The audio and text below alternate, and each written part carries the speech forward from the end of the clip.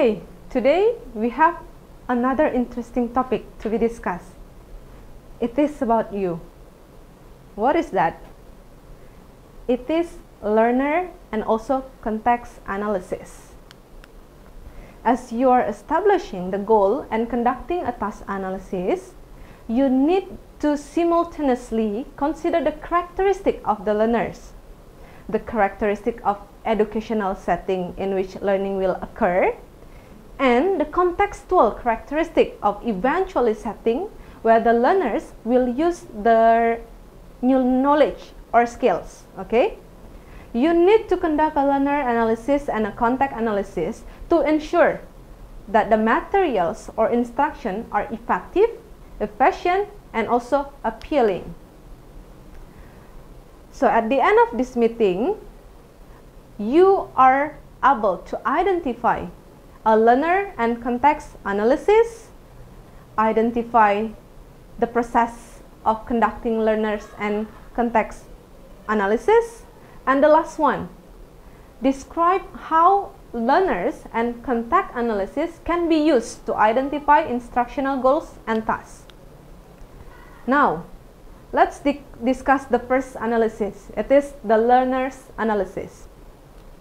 The characteristic of the learners influence learning goals and impact the manner in which learning occurs.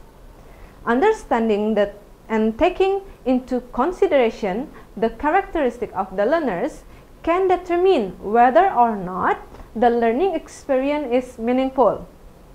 Learner analysis will help the teacher develop a motivational strategy for instruction and will suggest various types of examples that can be used to illustrate the points, ways in which the instruction may be delivered, and ways to make the practice of skills relevant for the learners. When analyzing the learners, it is very important to keep in mind the diversity among the individuals, so you can as much as possible accommodate diversity and each individual learners. Okay, according to the Carey models, they identify several characteristics of the learners that should be considered. The first one is knowledge, skill, and ability. It is about what is the learner's prior knowledge and skill level. What are the general ability levels of the learners? For example, in online course, you also have to think about what are the learner's technology skill, right? And then the second consideration is attitude toward the content and potential delivery system. It tells about what are the learner's attitude about the topic and how it might be delivered.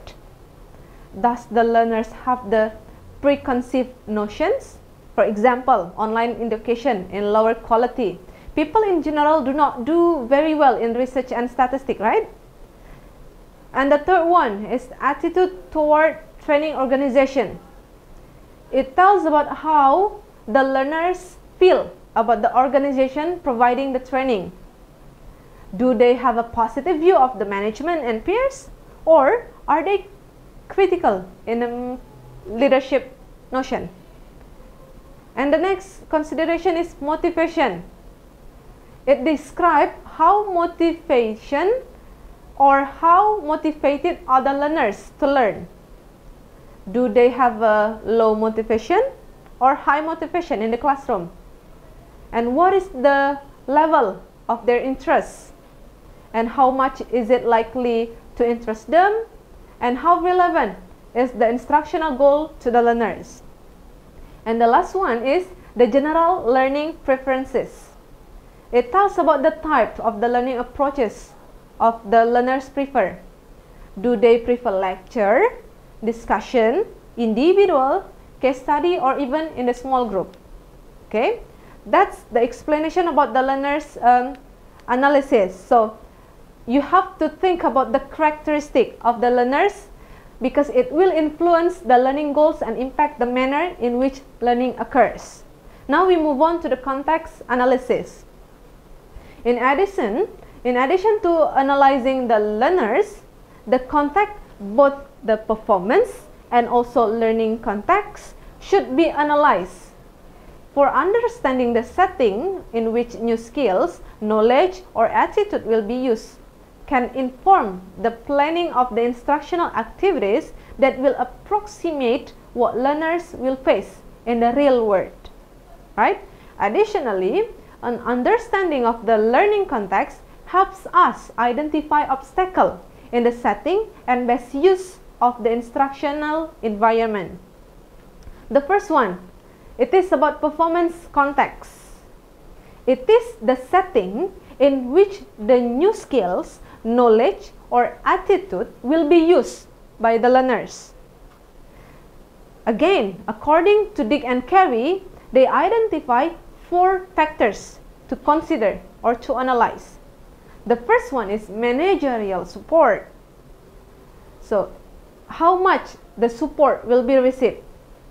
Will the learners receive organizational support to support new knowledge, skill, or attitude?